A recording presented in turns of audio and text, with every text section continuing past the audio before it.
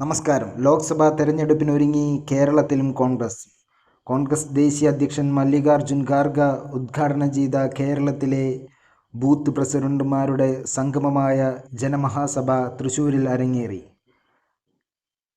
കേരളത്തിലെ എല്ലാ ബൂത്തുകളിൽ നിന്നുള്ള പ്രസിഡന്റുമാരും വൈസ് പ്രസിഡന്റുമാരും ബൂത്ത് തല നേതാക്കന്മാരും താഴെത്തട്ടിൽ നിന്നുള്ള ആയിരക്കണക്കിനുള്ള പ്രവർത്തകരും അണിനിരന്ന കോൺഗ്രസിൻ്റെ ജനമഹാസഭ തൃശ്ശൂരിൽ വലിയ ജനസാഗരമായി മാറി.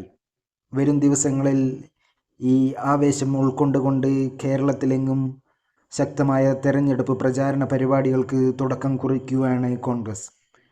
അടുത്തിടെ തന്നെ കോൺഗ്രസ് സ്ഥാനാർത്ഥി നിർണയത്തിലേക്ക് കടക്കും. ഘടകകക്ഷികളുമായി ചർച്ച നടത്തി ഏകദേശം ധാരണയിൽ ഇപ്പോൾ തന്നെ കോൺഗ്രസ് എത്തിക്കഴിഞ്ഞു. കേരളത്തിൽ വരും ദിവസങ്ങളിൽ സ്ഥാനാർത്ഥി നിർണയത്തിൻ്റെ അവസാന ഘട്ടത്തിലേക്കുള്ള ചർച്ചകൾ തുടങ്ങി.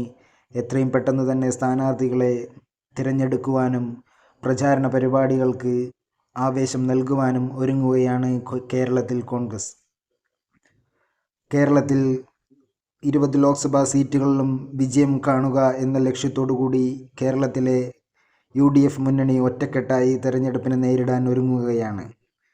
വരും ദിവസങ്ങളിൽ കേരളത്തിൽ മുഴുവൻ സ്ഥാനാർത്ഥികളെയും കണ്ടെത്തിക്കൊണ്ട് അവരെ പ്രഖ്യാപിച്ച് പ്രചാരണത്തിലേക്ക് ഒരുപിടി മുന്നോട്ട് കടക്കുവാൻ ശ്രമിക്കുകയാണ് കേരളത്തിൽ കോൺഗ്രസ്. കഴിഞ്ഞ തവണ വിജയിച്ച 19 സീറ്റും ഇത്തവണ നഷ്ടപ്പെട്ട ആലപ്പുഴയിലെ സീറ്റും തിരിച്ചു പിടിക്കാനായി ശക്തമായ തന്ത്രങ്ങൾ മെനയുകയാണ് കോൺഗ്രസ് അണിയറയിൽ.